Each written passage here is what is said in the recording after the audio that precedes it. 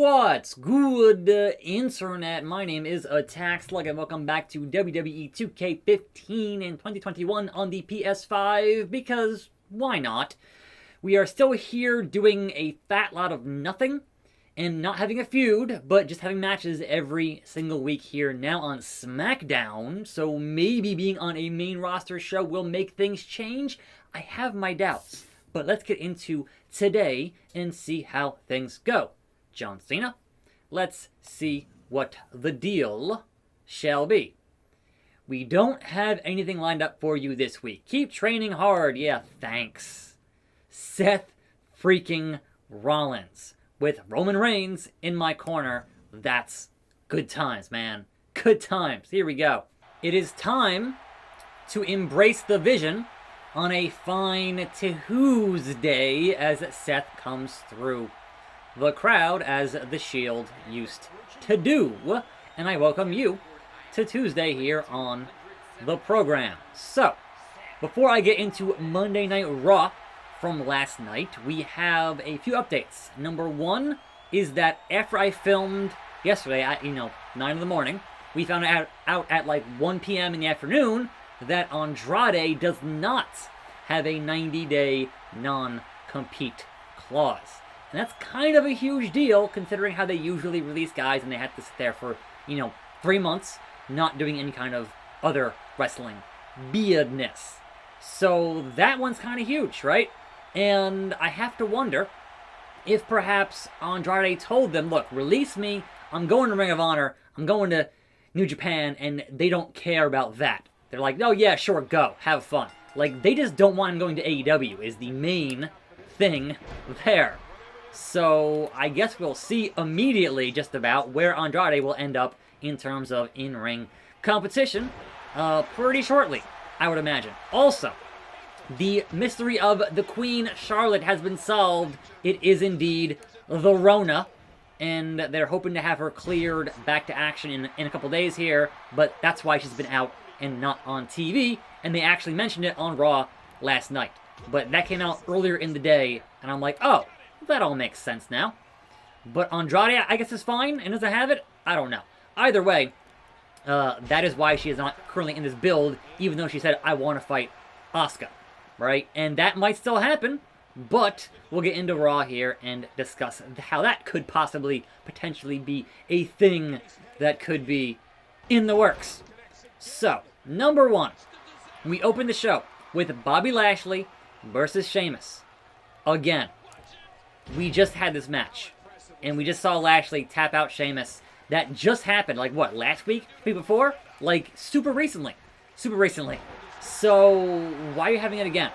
And I understand, in a vacuum, this makes sense, because the end goal of what it did here made sense, where Lashley wins, but the Hurt Business tried to interfere during the match, and then out comes McIntyre to help Sheamus, even though they fought on Sunday, because respect.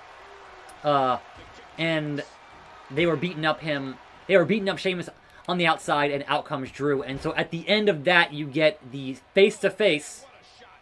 Here we go. You got the face-to-face with Drew and Lashley in the ring, in that WWE title. That makes sense, right? But you got there by way of having that match already happen on the main event of Raw pretty recently, and that makes no sense. So if you don't take it in a vacuum, it's kind of baffling. But the end result, I get it. I get why you did that. But to me, that says you shouldn't have had that on Raw main event the other week. Like, we already know that Lashley can beat Sheamus. It's not a mystery. Sorry, Seth. You had to embrace the slugness here. And Roman on my side. 4-star squatch for poor Seth Rollins. They just keep feeding me more tune-ups, and Daniel Bryan has defeated John Cena at Hell in a Cell for that WWE title. Now, let me guess. They have nothing for me. Anybody? Bueller? Nah, an update. Nothing. Like, what? Wait. I have to fight Roman? I don't want to beat you up, big dog. I don't. you are the manager, so now he can't manage me, or are there going to be 2 Romans? No, all right, just one, only one big dog here on the show. What the hell? Roman is already tired of being my lackey, my manager. He is the head of the table, and I will acknowledge him.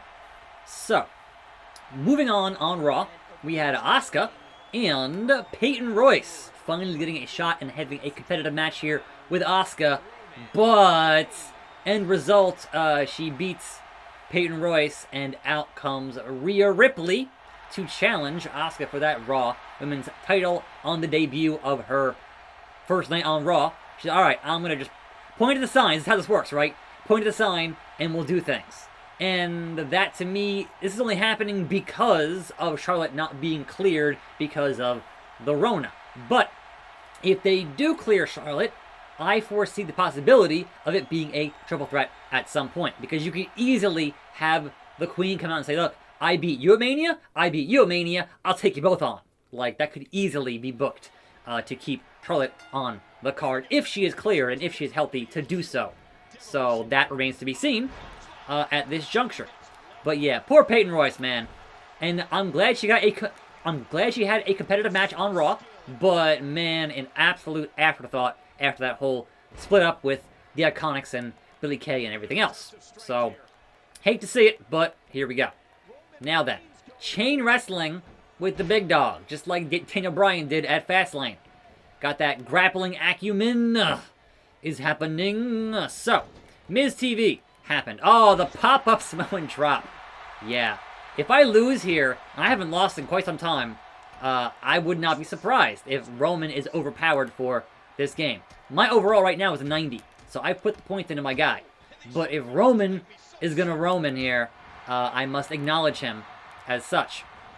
Oh, the drop kick. Since when, Roman? Since when? Since when? Okay, so, Miz TV, right?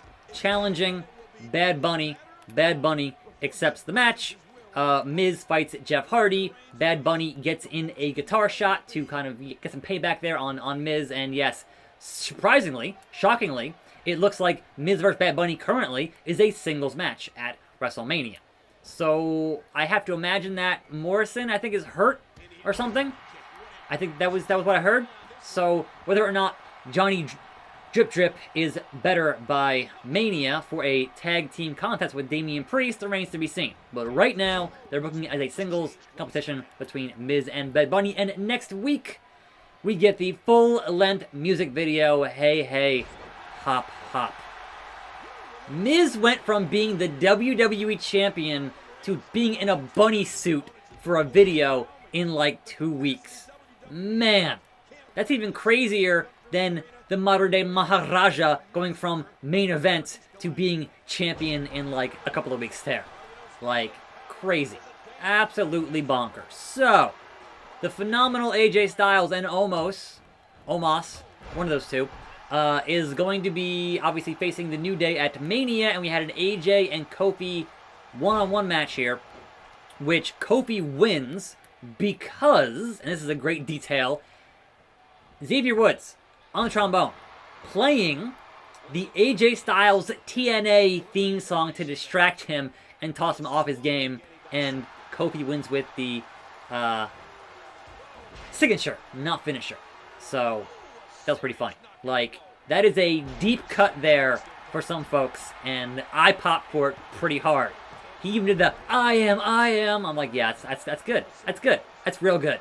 So, love to see it. But yes, that match continues to build. There was a backstage interaction here between Sheamus and Riddle, where Sheamus attacks Riddle with his little scooter, and perhaps we'll see Sheamus and Riddle for that US belt at Mania. That could be a thing moving forward, but we don't know just yet.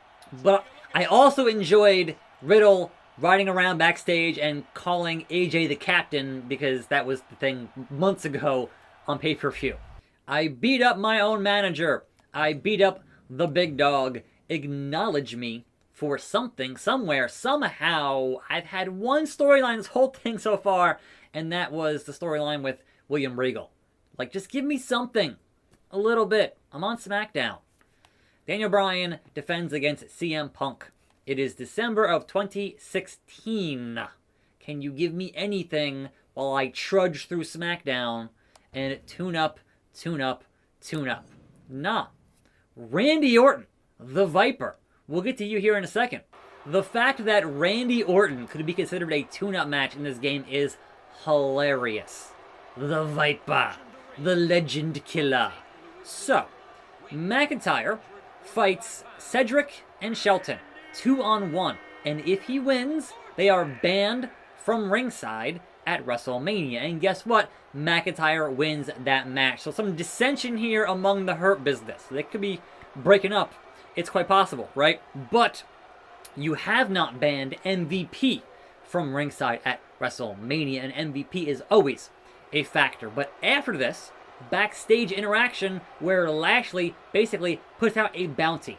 Anybody who can take out McIntyre before WrestleMania will get a shot at that WWE title. Now, I don't know why he's offering a bounty to the 24/7 jobbers.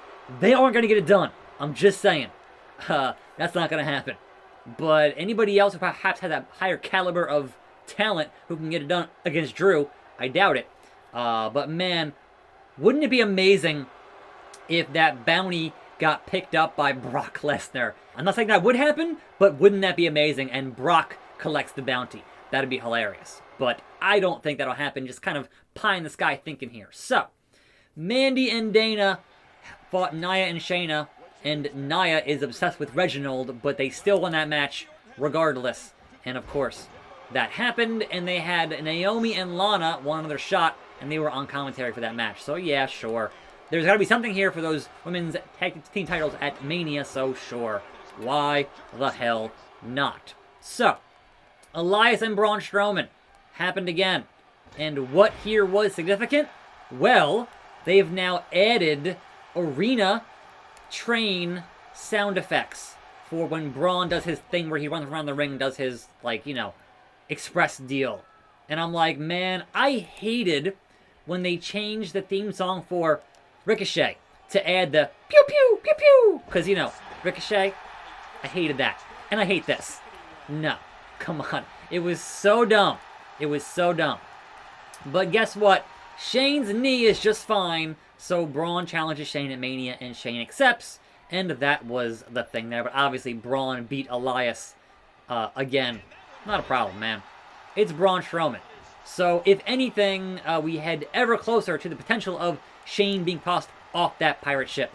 But we shall see. Randy Orton, we shall see. Speaking of, Randy Orton was in that main event thing summoning the Fiend, who is extra crispy, and trying to burn the Fiend again, and Fiend was like, nah, not happening. You get the mandible claw. But Randy got to curse here. Perhaps a bit envious of AEW, who gets to curse every week. But Randy got to say a curse word. They didn't blank it out on the show. But Randy had a gas can. It didn't work. Fiend is still Fiend. And that was the end of the show, with Randy left laying and Fiend and Alexa posing in the ring. It was fine, I guess. They confirmed it will indeed be Bray Wyatt and Randy Orton at WrestleMania.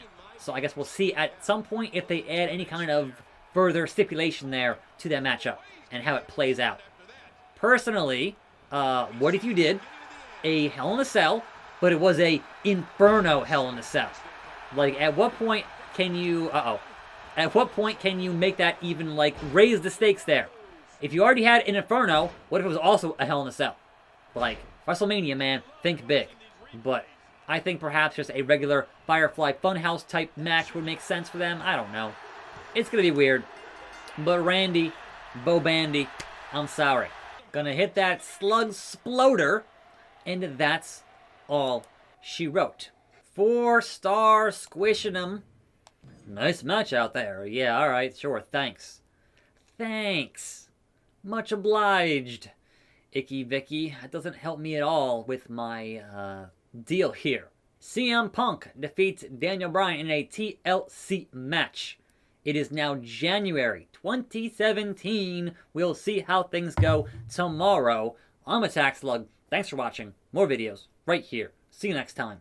and I'm out.